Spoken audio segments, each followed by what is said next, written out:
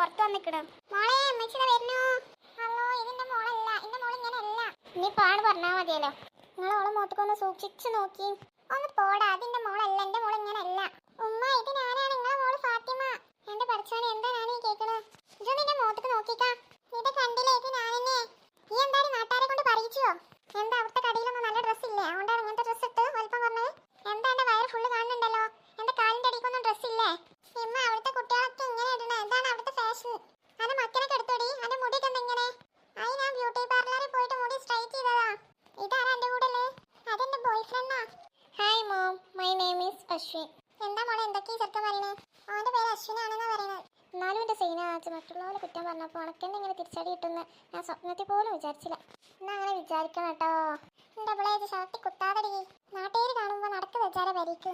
ഇല്ല മോം, ഞാനിനി വീട്ടിലേക്കില്ല. ഞാൻ ബാംഗ്ലൂർക്ക് പോയി തിരിച്ചു പോവാണ്. എനിക്കൊരു പ്രത്യേക സാഹചര്യത്തിൽ ഇവനെ കെട്ടേണ്ടി വന്നു. എന്താ പോ, ഞാനത് പോണേ. സീന, നീക്ക് സീന, സീന.